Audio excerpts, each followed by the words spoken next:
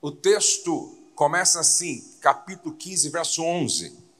Continuou, certo homem tinha 2 filhos. O mais moço deles disse ao pai: Pai, dá-me a parte dos bens que me cabe. E ele lhes repartiu os haveres. Passados não muitos dias, o filho mais moço, ajuntando tudo o que era seu, partiu para uma terra distante e lá dissipou todos os seus bens, vivendo dissolutamente.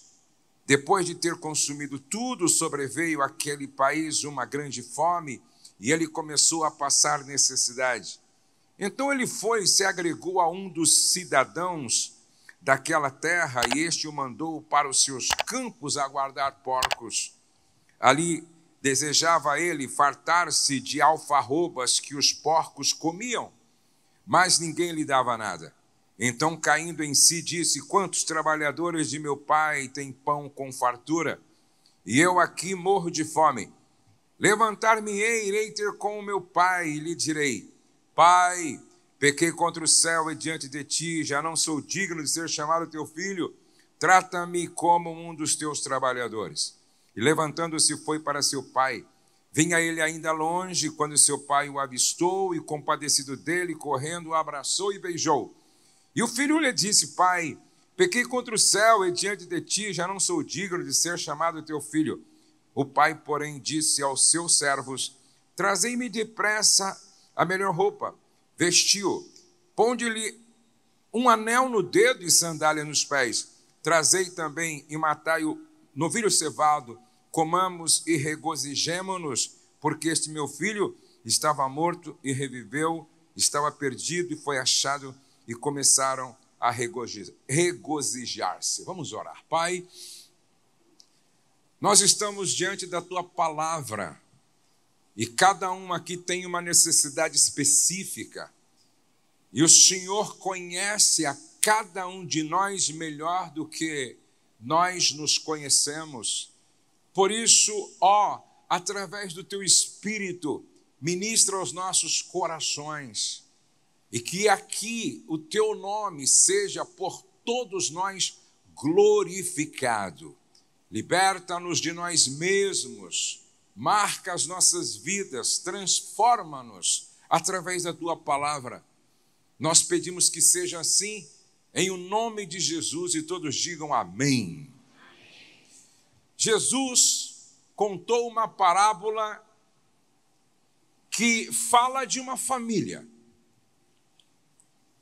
Certo homem tinha 2 filhos, e eu estava conversando com o pastor Pedro. Eu acho que, se não foi citado aqui, pelo menos eu acho que todos viram nas redes sociais, nos jornais, nas televisões, sobre um menino de 16 anos que se revoltou porque o pai tirou dele o seu celular, me parece que o seu computador também, e ele simplesmente, usando a arma do próprio pai, matou o pai, matou a mãe e matou a sua irmã adolescente. E a pergunta que fica é: será que esse menino ele tinha alguma anomalia psíquica? Será que ele tinha algum transtorno de personalidade? Será que ele era um psicopata?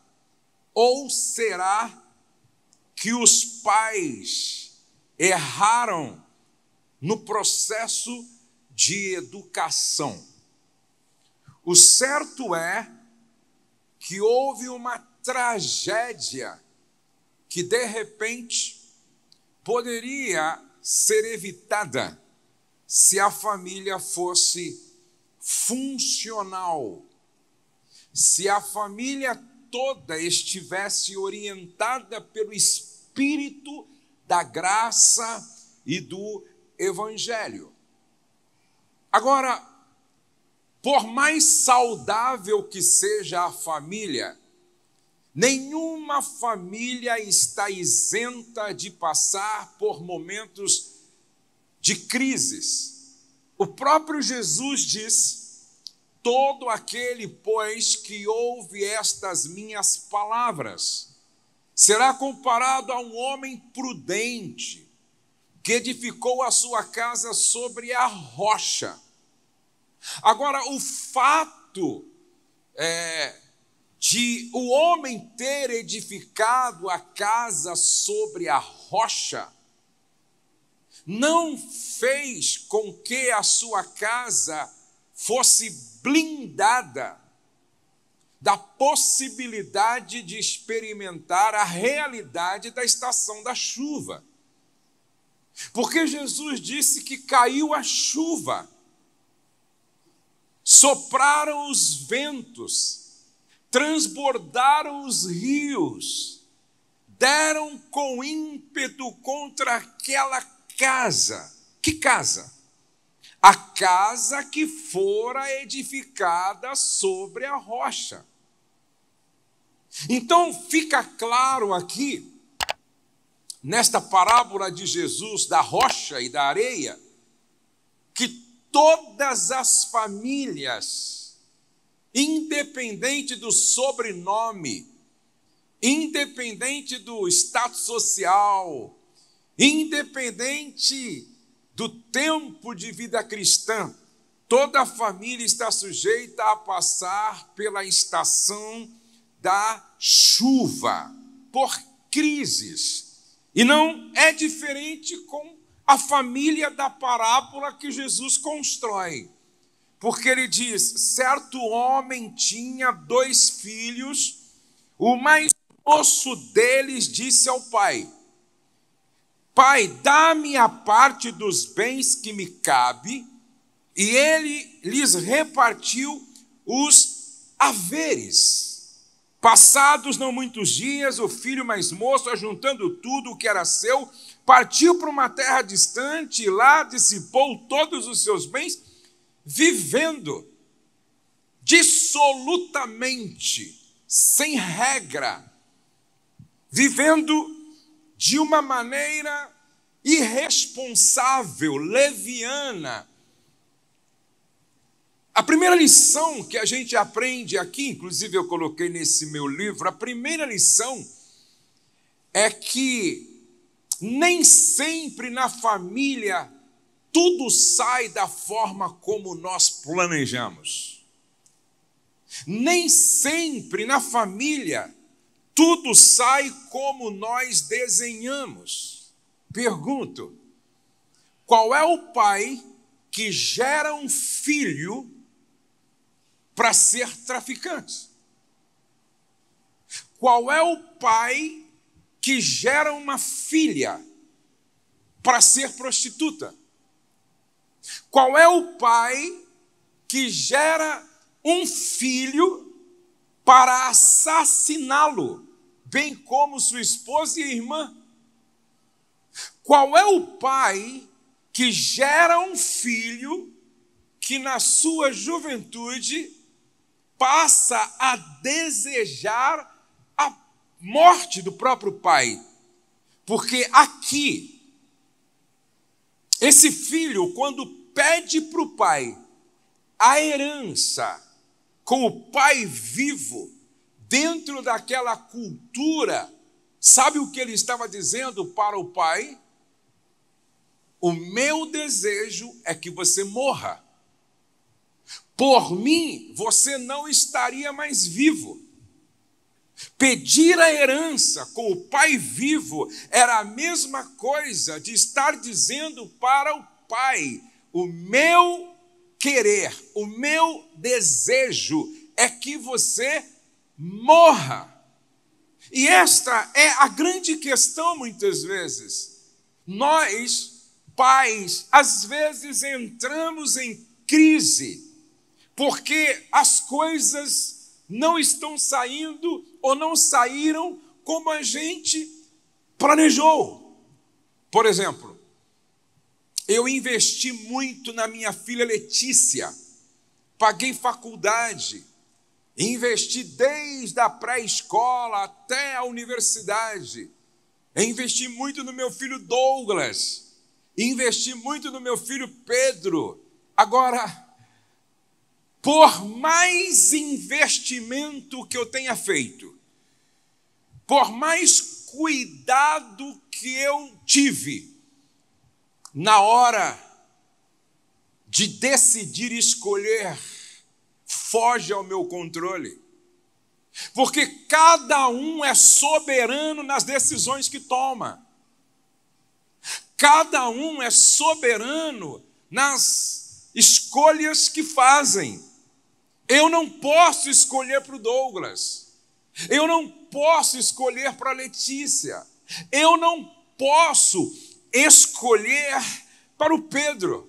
E aqui a gente precisa tomar muito cuidado com o pré-julgamento. Um pré-julgamento. Todo filho que não deu certo, a mãe e o pai são os culpados. Toda filha que não deu certo, a mãe e o pai são os culpados. Olhem para cá. Esse pai da parábola, quando Jesus conta a parábola, ele está desenhando o perfil do caráter de Deus como pai. Esse não é um pai qualquer. Esse não é um pai displicente. Esse não é um pai negligente. Esse não é um pai leviano cujo coração é petrificado, a alma é anestesiada, e não é um pai antipático, insensível. Pelo contrário. Jesus mostra na parábola um pai que todos nós gostaríamos de ter. No entanto, o filho deu errado, por um tempo. É claro, quando um filho muitas vezes dá errado, o pai pode ter errado em muitas coisas. Quando uma filha dá errado, os pais podem ter errado em muitas coisas, mas nem sempre, porque neste caso aqui, o pai não errou. Aí eu sempre digo o seguinte: se não houver um coração ensinável, não adianta ser o filho de Adão, o homem que mais intimidade teve com Deus. Ninguém teve mais intimidade com Deus do que Adão e Eva. Eu queria ter a oportunidade de passar pelo menos uma manhã sentado com Adão e Eva para saber como era ser tão íntimo de Deus como eles foram no Éden. No entanto, Abel deu certo, mas Caim deu errado. Não adianta ter um discipulador, um pastor, um pai, um mestre, como Abraão, se o coração for como de Ló. Não adianta ter um mestre, discipulador e pastor e pai, como Geazi teve, Eliseu. No entanto, Geazi não deu certo. Não adianta ter como pastor, discipulador e mestre Jesus, porque Judas não deu certo.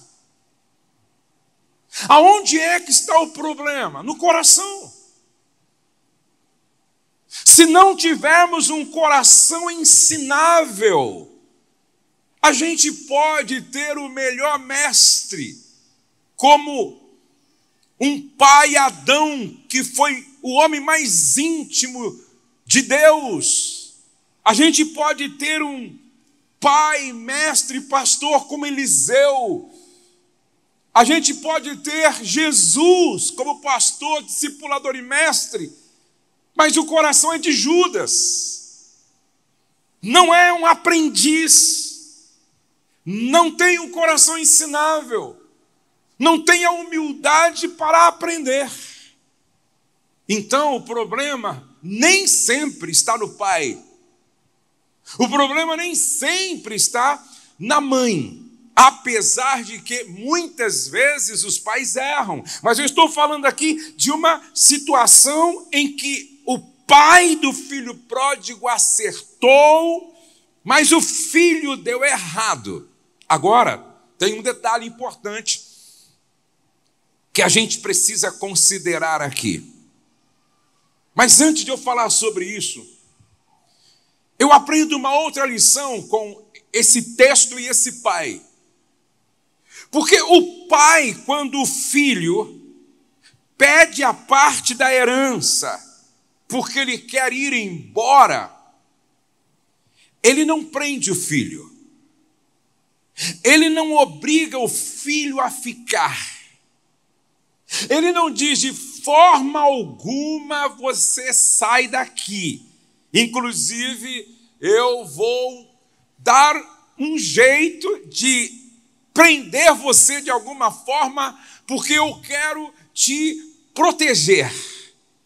Escute, filhos superprotegidos, ou a superproteção não faz bem para os nossos filhos. O pai do filho pródigo trabalha assim. Já que você não aprendeu na melhor escola que você poderia aprender, a vida vai te ensinar. Já que você não aprendeu num lugar seguro chamado família, então você vai aprender em um outro lugar que não é tão seguro, não é tão confortável, não é tão cheiroso, não é estável como o ambiente familiar. Sabe aonde é que muitas vezes nós atrapalhamos Deus no processo de libertação dos nossos próprios filhos? Quando a gente coloca a mão aonde Deus está tratando. Quando a gente atrapalha o tratamento de Deus, que muitas vezes é necessário ser doloroso. E eu vou dar um conselho aos pais: não coloque a mão aonde Deus está trabalhando da maneira dele. Não coloque a mão no processo que Deus está permitindo que aconteça na vida de alguém que precisa deste tratamento pedagógico doloroso. O pai não mandou cesta básica. O pai não mandou dinheiro. O pai não mandou alguém, um médico, um enfermeiro. O pai não mandou. Provavelmente apenas ele ficou em casa orando para que o seu filho caísse em si. Provavelmente ele ficou orando, dizendo: Deus, dentro do tempo da tua soberania, toca no meu filho. Agora preste atenção, que a Bíblia diz: passado não muitos dias, o filho mais moço, juntando tudo o que era seu, partiu para uma terra distante e lá dissipou todos os seus bens, vivendo dissolutamente. Mas uma coisa que me chama a atenção, eu aprendi algo com esse texto: faça o seu melhor para nunca ser necessário você chorar com a dor da culpa e do remorso. Faça o seu melhor para nunca ser necessário você chorar com a dor da culpa e do remorso. Esse pai chorou de saudade. Esse pai chorou com certeza a falta do filho à mesa. Esse pai chorou a ausência do filho em casa. Fez muita falta, mas ele nunca, com certeza, chorou por causa da dor do arrependimento, por causa da dor do remorso. Por que eu não ensinei? Por que eu não discipulei? Por que eu não abracei? Por que eu não beijei? Por que eu não abençoei? Por que eu não ministrei? Por que eu não li a Bíblia? Por que eu não levei à igreja? Não, esse pai, ele não tinha razão, não tinha motivo, não tinha porquê chorar com a dor do remorso e do arrependimento, e vou mostrar para vocês como ele não precisava de chorar essa dor. Eu nunca me esqueço de uma história de uma família. O pai chamava Jacó, a mãe Joana, o irmão chamava Ricardo e o outro chamava Pedro. Um dia, o Ricardo chegou para o seu irmão Pedro, que estavam brincando no quintal, e ele disse assim: ô Pedro, você sabia que eu te amo muito e nunca quero ficar longe de você? O irmãozinho, meio estressado, disse: vamos brincar, larga a mão de bobagem, vamos brincar, vamos brincar, vamos brincar. À tarde, o pai chegou do trabalho e o Ricardo foi até o pai para dar um abraço e disse assim: ô pai, o senhor sabe que eu te amo muito e nunca quero ficar longe de você? O pai disse: sai daqui, menino, para de bobagem, você está querendo chamar a atenção, sai daqui, estou cansado, dá licença. O Ricardo ficou tão triste que foi para o seu quarto, se agachou no cantinho da parede e ficou chorando. A mãe foi e disse: meu filho, o que aconteceu? Vem aqui. A mãe abraçou o filho e ele olhou para a mãe e disse: mãe, a senhora sabe que eu te amo muito e nunca quero ficar longe da senhora. A mãe disse: Ricardo, eu também te amo, meu filho. E começou a beijar o filho. Você nunca vai ficar longe da mamãe.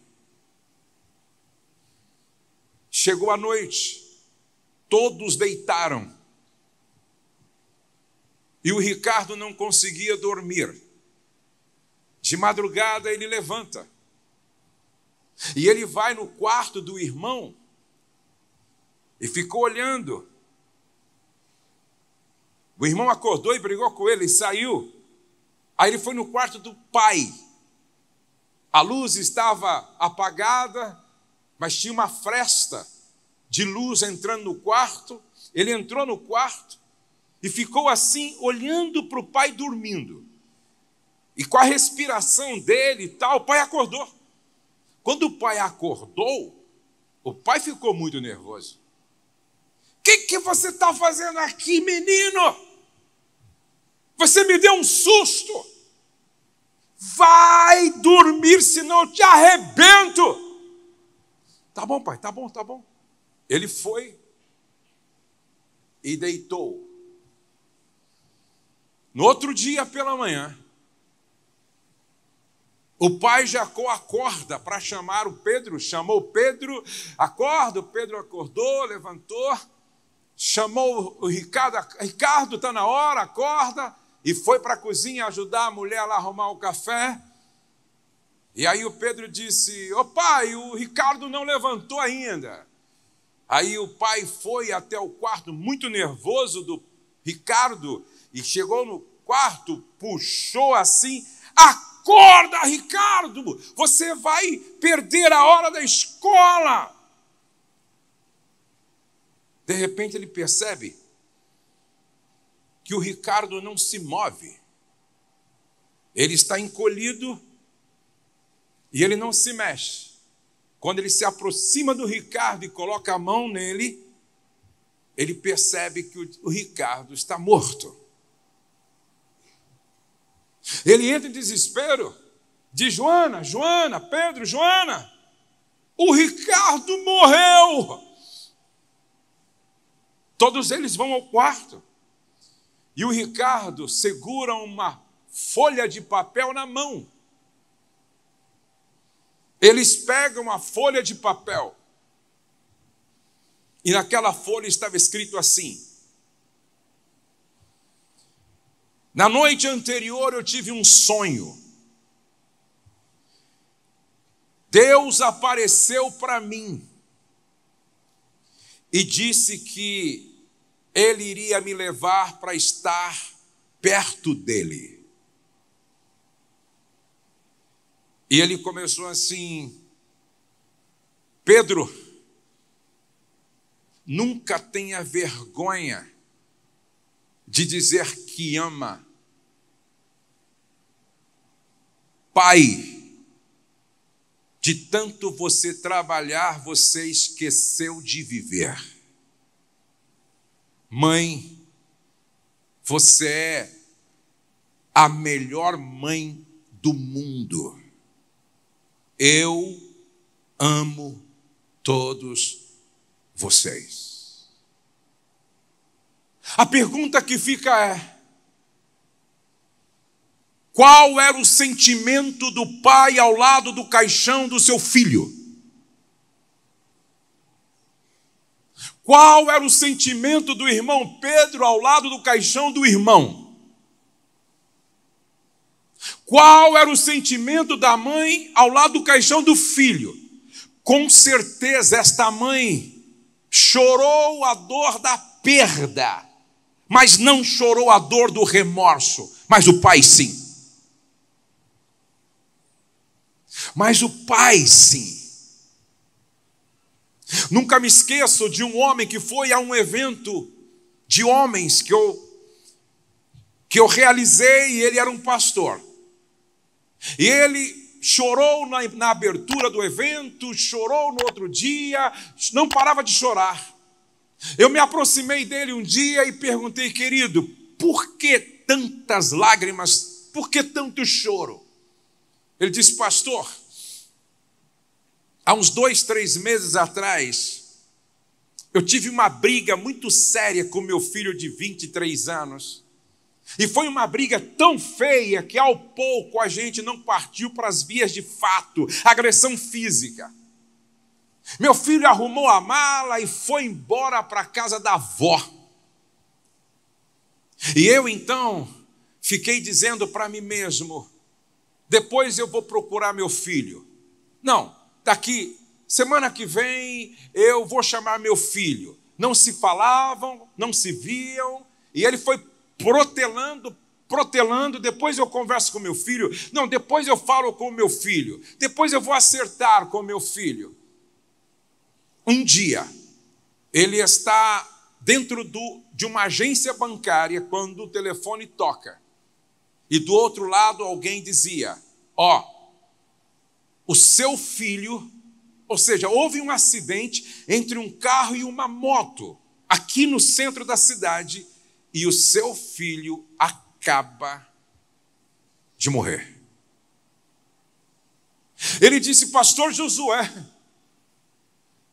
além de eu perder meu filho, sem dar tempo de eu me reconciliar com ele, a minha esposa e a avó do meu filho, todos os dias me condena, transformando minha vida no inferno. Esse homem ao lado do caixão, com certeza, não chorou só a perda, mas chorou a dor do remorso. Porque ele não fez o seu melhor. E a pergunta que fica para todos nós aqui: pai, você está fazendo o melhor pela tua filha? Você está fazendo o melhor pelo teu filho? Mãe, você está fazendo o melhor pela tua filha, pelo teu filho? Você está fazendo o melhor pelo teu marido? Você está fazendo o melhor pela tua esposa? Há uma frase dentro de uma ministração que eu faço: não deixe para amanhã o que você deve fazer hoje. Presta atenção, o passado não volta mais. O futuro, na verdade, não existe, porque quando chegarmos lá é presente. O presente só te chama presente porque é um presente de Deus para todos nós. Então, se é para eu fazer, vou fazer hoje. E não vou fazer por fazer, eu vou fazer o meu melhor. Porque quando eu faço o meu melhor como marido, quando eu faço o meu melhor como pai, quando eu faço o meu melhor como sogro e como genro, quando eu faço o meu melhor como filho, eu posso até perder, mas vou me despedir com o meu coração em paz, dizendo: eu dei o meu melhor. Eu fiz o meu melhor. Até o último momento, eu dei o meu melhor. Uma outra lição que eu aprendo nesse texto é que o pai repartiu os bens, deixou o filho ir, mas a maneira como ele age e responde é como se ele estivesse dizendo assim para o filho saindo lá no portão: ei! Se você resolver voltar, a porta da cozinha vai sempre estar aberta. Aconteça o que acontecer em casa, nunca feche a porta da reconciliação. Ainda que seja grave, ainda que seja difícil, ainda que seja decepcionante, ainda que fira o coração, ainda que seja um filho que vai embora dizendo: por mim você já estaria morto, pai, nunca feche a porta da reconciliação. O seu filho não é um problema. O seu filho está vivendo um momento problemático. Ele continua sendo filho, imagem e semelhança do Criador. Uma outra lição que a gente aprende nesse texto é que o pai não sai da varanda. Ele não sai da janela. E mais interessante ainda, ele vai na loja, se é que a gente pode assim dizer, comprar uma vestimenta na medida do filho que foi embora. E se o vendedor perguntasse: para quem é esse vestido novo? Essa vestimenta para a festa? Ele diria: para o meu filho. Mas ele não foi embora. Foi. Mas está comprando por quê? Ele vai voltar. Ele vai comprar alparcas novas. Para quem? Para o meu filho. Mas ele não foi embora. Foi. Mas ele vai voltar.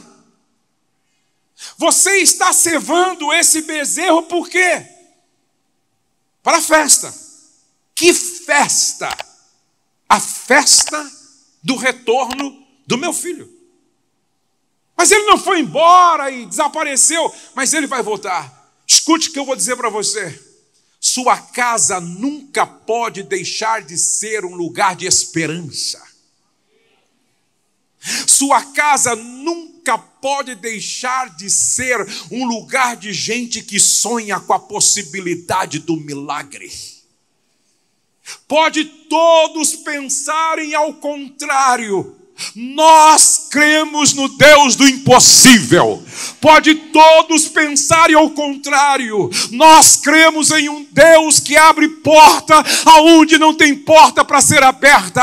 Pode todos pensarem ao contrário. Nós cremos em um Deus que ainda implode a muralha de Jericó. Se for preciso, abre o mar vermelho de novo. Se for preciso, fecha a boca de leões. Se for preciso, transforma a água em vinho.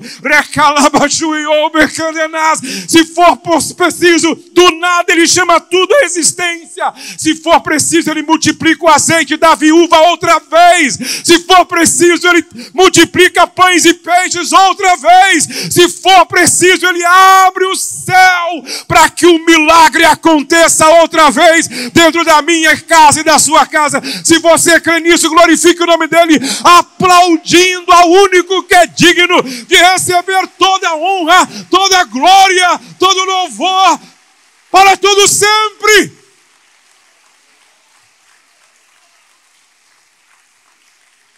Não saia da varanda, não saia da janela. Assim diz o Senhor nesta noite. Comece a preparar a festa do milagre. Sua casa é lugar de esperança. Sua casa é lugar de gente que sonha. E sonha porque crê num Deus que é onipotente, um Deus que é onisciente, um Deus que é onipresente. Eu me lembro que o meu irmão, chamado Jonas, se envolveu com coisas erradas, e muito erradas. E ele se envolveu com coisas tão erradas que houve um tempo, ele foi preso, depois saiu e continuou errando, e houve um tempo que ele desapareceu e todos nós pensávamos que o meu irmão tinha sido morto. 1 ano, 2 anos, 3 anos. A minha mãe era como o pai do filho pródigo. Não saía da janela. Ô mãe, está olhando aí por quê? Ele vai voltar. E eu tenho uma promessa de Deus.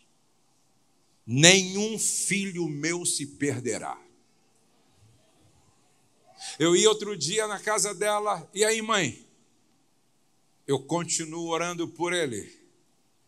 Ele vai voltar. Eu tenho uma promessa de Deus. Dentro de mim eu pensava, mas eu acho que ele já está morto. Não demorou muito tempo, depois de 3 anos, meu irmão aparece. Não demorou muito tempo, ele volta para casa. Não demorou muito tempo, ele reconstrói a família. Não demorou muito tempo, ele se torna um empresário. E hoje ele presta serviço para o nosso ministério e para muita gente na cidade como um homem próspero e direito. Nossa casa precisa ser lugar de esperança.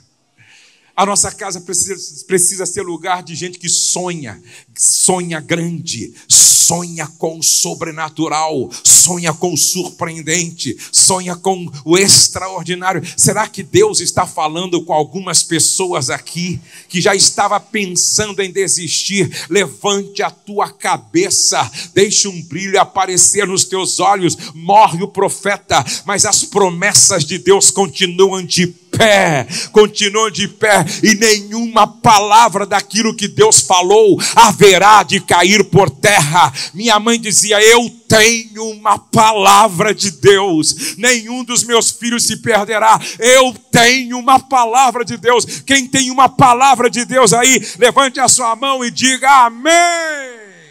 Vamos aplaudir ao Senhor, glória a Deus.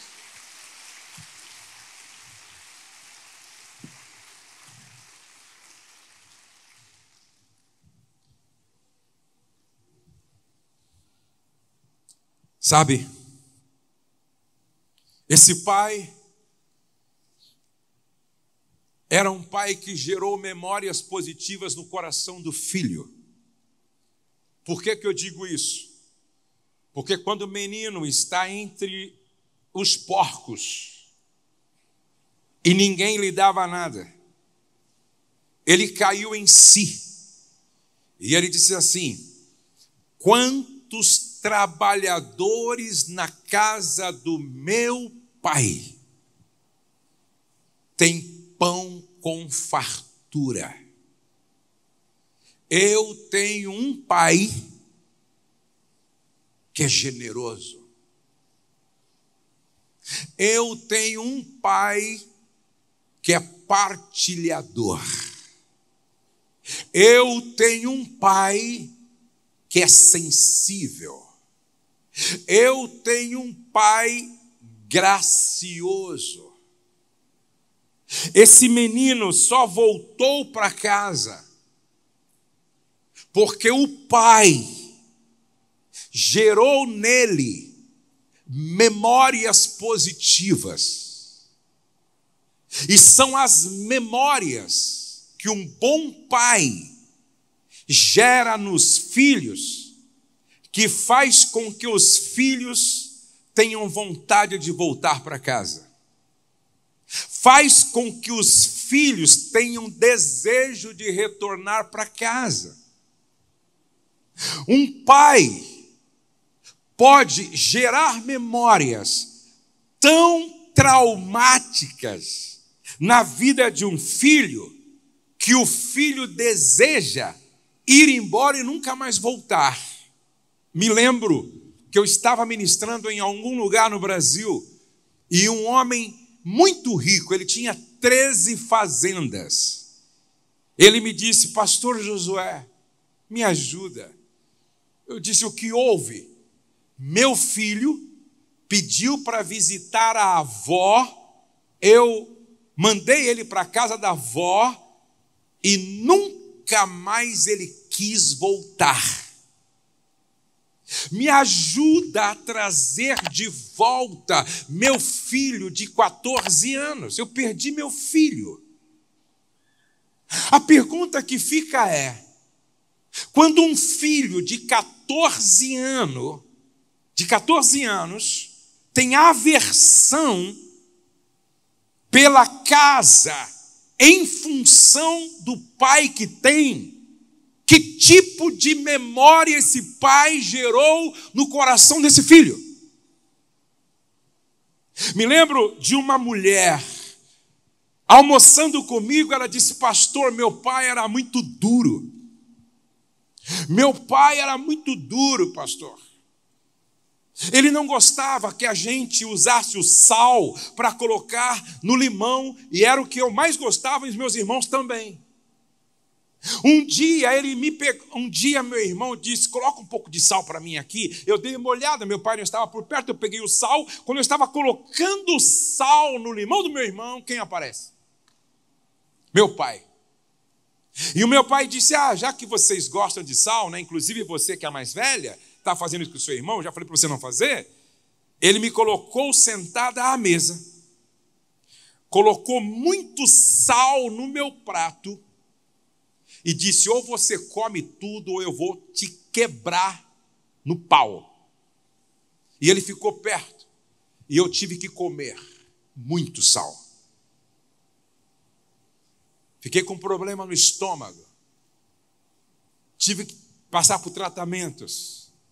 Que memória! Esse pai gerou no coração desse filho, dessa filha.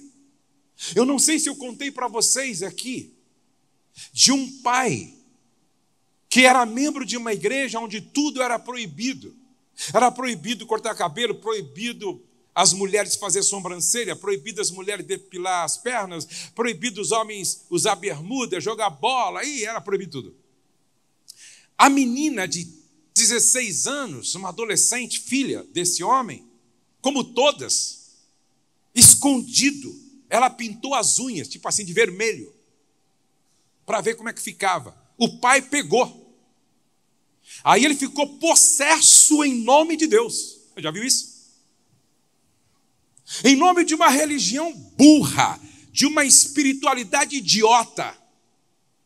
Ele pegou essa menina e pegou um facão.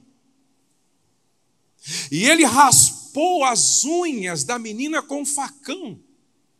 E depois pegou o facão e bateu na menina tanto, assim com o facão, que deixou o corpo dela todo marcado. Esse é o tipo de filha que, quando se torna adulta, olha para o pai e diz assim: eu te odeio, odeio sua religião e odeio o Deus que você serve e prefiro morrer como um ateu. A pergunta que fica hoje à noite aqui para nós é: que tipo de memória nós, pais, estamos gerando no coração dos nossos filhos? Um dia, uma mulher disse: eu estava deitada no sofá e discutindo com meu marido. Como meu marido não conseguiu ganhar de mim no argumento, porque ele é fraco de argumento, e eu ganhei dele em toda a argumentação, ele ficou tão nervoso, tão irado, que ele chegou perto de mim, e minha filha assistindo, perto de mim, encheu a boca de catarro, e escarrou no meu rosto. Eu estava deitada. Eu conheci a filha, já agora jovem, muito bem sucedida, parece que na aeronáutica, tem seu apartamento, seu carro, seu salário bom, e ela diz assim: eu nunca vou me casar, porque eu não quero ter ao meu lado um homem escarrando no meu rosto. Qual é a memória que você, pai, está gerando no coração dos filhos? Você, mãe, está gerando no coração dos filhos? Quais são as memórias que nós estamos gerando no coração dos nossos filhos? Vamos falar um pouco de coisa boa. Meu pai morreu aos 51 anos de idade. Minha mãe era nova.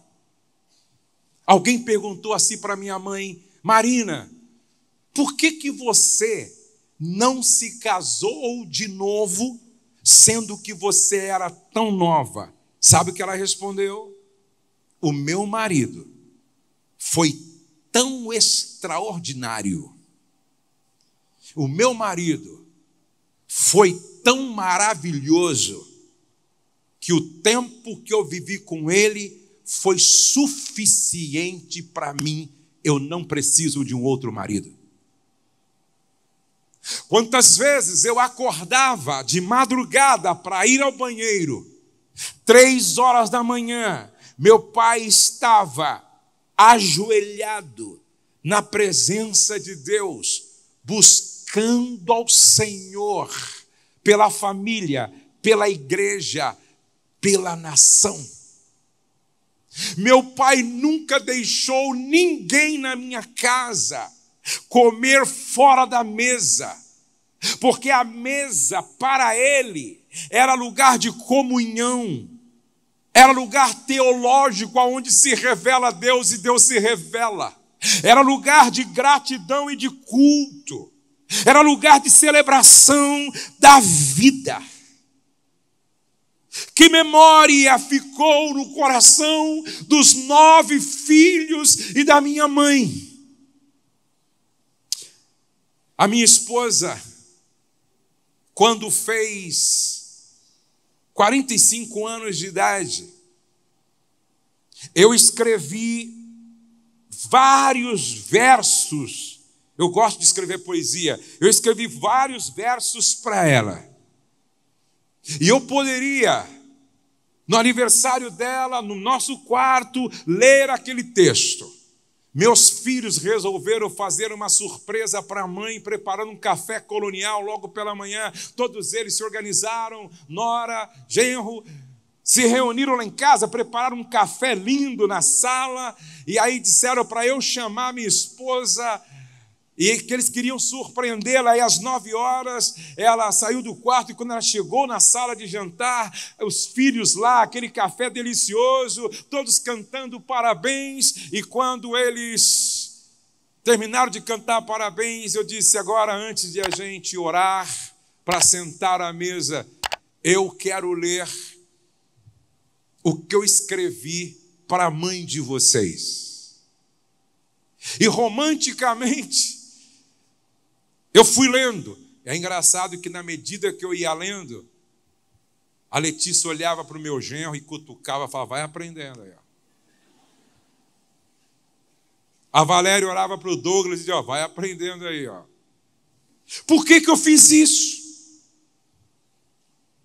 Para gerar memórias no coração dos meus filhos, genro e noras,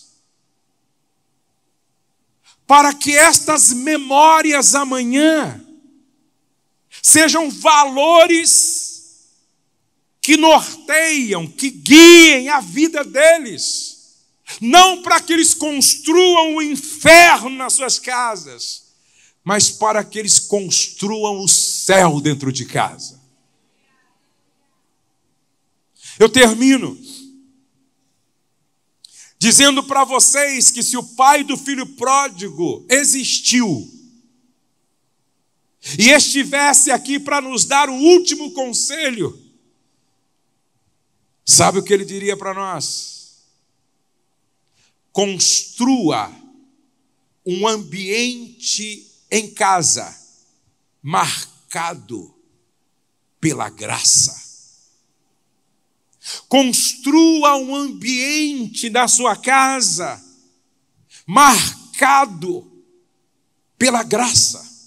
Porque na parábola inteira, o que a gente vê são manifestações de graça.